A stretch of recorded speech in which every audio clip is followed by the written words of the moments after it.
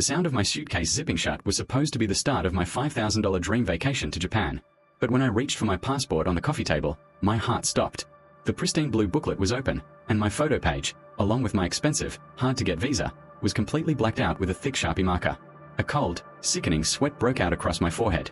My flight out of Lax was in exactly 12 hours. It was 8 p.m. on a Friday.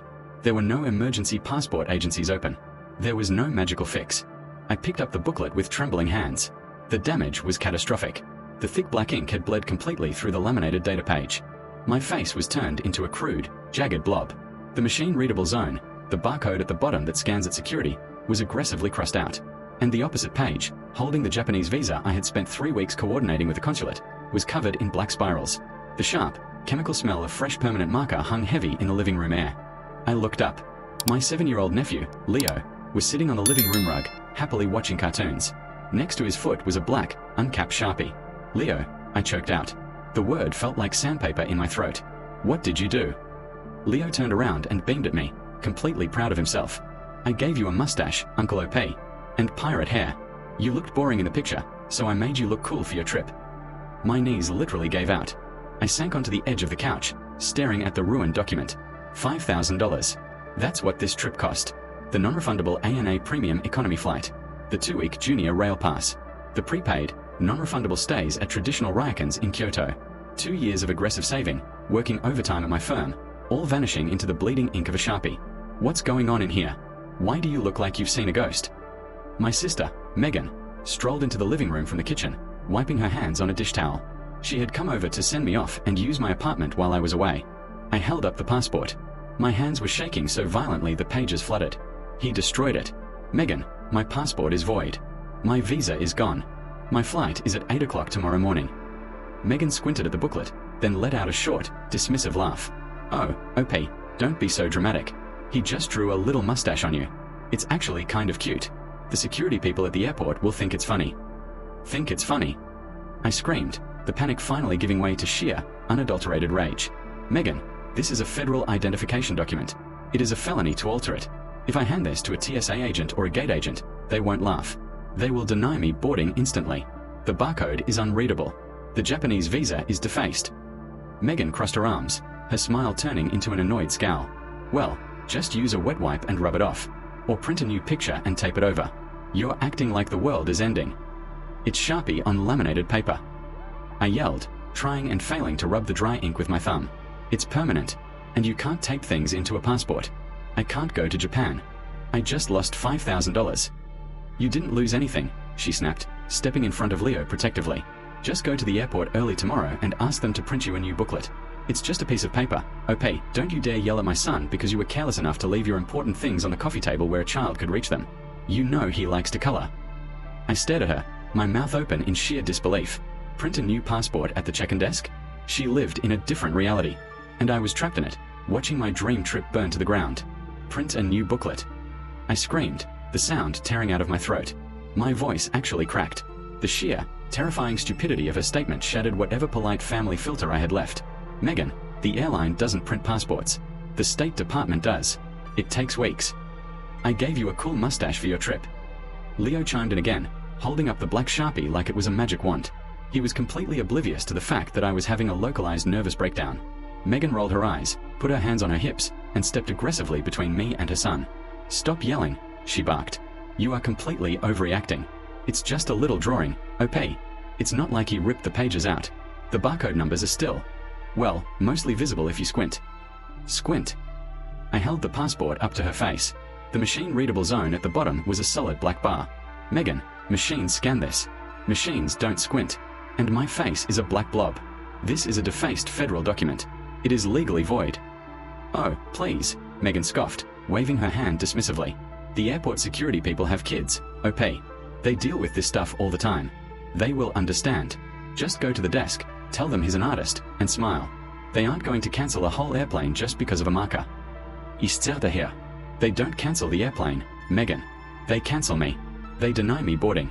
Japanese immigration will deport me the second I land if I hand them a visa covered in black scribbles. They don't care about your artist.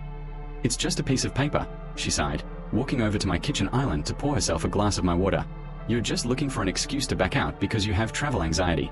If you were a real man, you'd just go to the airport and confidently explain the situation instead of having a temper tantrum in your living room. I am not going to Japan, I yelled, throwing the ruined blue booklet onto the coffee table. The trip is dead. My ANA flight is non-refundable. My hotels in Kyoto are non-refundable. The rail pass is activated. You owe me $5,000. Megan stopped mid-sip. She slowly lowered the glass, her smug expression hardening into a glare. Excuse me, she snapped. $5,000, I repeated, my chest heaving. Your unsupervised child destroyed my property and voided my vacation 12 hours before takeoff. I want a check, or I want you to wire the money right now. Megan let out a sharp, mocking laugh. I'm absolutely not paying you $5,000 because you were too cowardly to talk to a TSA agent. That is your problem. You left the marker out. You left the book out. If you want your money back, go to the airport tomorrow and use your big boy words. But I am not giving you a dime. She grabbed her purse from the counter and grabbed Leo's hand. Come on, Leo. Uncle OP is being toxic. We are going home. What about staying here to watch the cat? I asked, my voice numb. Watch it yourself, she sneered. Since you're apparently staying home. She slammed the door behind her. I stood in the silent apartment. The digital clock on my microwave read 8:30 p.m. I looked at the black Sharpie on the rug. I looked at my packed suitcase. I wasn't going to sleep. I was going to pack the ruined passport, drive to Lax at 4 a.m., and get an official denial of boarding. I needed a paper trail. I didn't sleep a wink that night. At 4 a.m., I drove to Lax anyway, my stomach a knotted mess of dread and false hope. I parked my car, dragged my suitcase into the Tom Bradley International Terminal, and walked up to the All Nippon Airways, ANA, check-in desk. The ticket agent, a polite young woman, asked for my documentation. I slid the blue booklet across the counter. My hand was shaking. She opened it to the photo page. Her polite smile instantly vanished.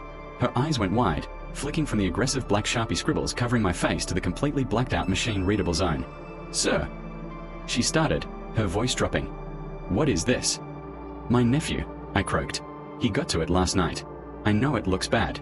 Is there any way you can verify my identity through the system? I have my driver's license. My birth certificate. She shook her head slowly, looking at the book as if it were radioactive. Sir, this is a federally defaced document. The barcode is completely illegible. The facial biometric data is obscured. Even if we could somehow override our system to print your boarding pass, which we can't, TSA will not let you through security. And even if they did, Japanese immigration would deport you immediately upon arrival. The Japanese visa on page 12 is also voided. She handed the book back to me. I am so sorry. You are officially denied boarding. I stood there in the bustling terminal. It was 6 a.m. At 8 a.m., I sat by the massive floor-to-ceiling windows of the terminal, drinking a bit of coffee, and watched the massive ANA Boeing 787 taxi down the runway and take off for Tokyo. Without me. The invoice. I drove home. I unpacked my suitcase in silence. I laid out the ruined passport, the non-refundable flight receipt, the non-refundable Kyoto Ryokan booking confirmations, and the non-refundable junior rail pass invoice on my kitchen table. Total, $5,120. I scanned everything into a single PDF. I drafted a formal demand letter. Subject, invoice for destroyed property and lost travel expenses. Megan, attached is the official denial of boarding from the airline due to the federal defacement of my passport by your unsupervised child. You owe me $5,120. Please remit payment within 30 days. She replied with a voice memo. You are mentally ill. You actually went to the airport with a drawing on your face. You just lack the confidence to talk to a manager. I am not paying you $5,000 because you gave up. Do not contact me again. The court case. I filed a lawsuit in small claims court. We went before a judge 3 months later. Megan showed up acting like the victim, wearing a Mom Life t-shirt, completely unrepresented. Your Honor, she told the judge, rolling her eyes. My brother is a scammer. My son drew a tiny mustache on his photo. It was a joke. My brother just had cold feet about flying to Japan and is trying to make me pay for his cancelled vacation. It's just a piece of paper. He should have just printed a new one. The judge, a no-nonsense woman who looked like she had seen it all, stared at Megan. The judge said, holding up the photograph of the completely blacked-out passport page. A United States passport is not a coloring book. It is a federal document. Your son's joke legally voided his identification and his expensive international visa. The plaintiff provided official documentation from the airline proving he was denied boarding due to this exact defacement. But he left the marker out. Megan protested. You are responsible for supervising your 7-year-old child in another person's home, the judge countered sharply. The verdict. Judgment for the plaintiff in the amount of $5,120 plus court filing fees. Megan's jaw dropped. I can't pay that. I have a mortgage. Then you should keep the Sharpies out of reach. the judge said, banging the gavel. The aftermath. She refused to pay, so I garnished her wages. It's a slow drip, but every month, a portion of her paycheck goes straight into my new Japan fund. My family was divided at first, but when I showed my parents the passport, even they admitted Megan was completely delusional. I finally got an expedited emergency passport replacement, which I also billed her for. The trip to Japan is rebooked for next spring. And my new passport? It lives in a biometric safe bolted to the floor of my closet. The mustache was expensive, but the lesson she learned was priceless.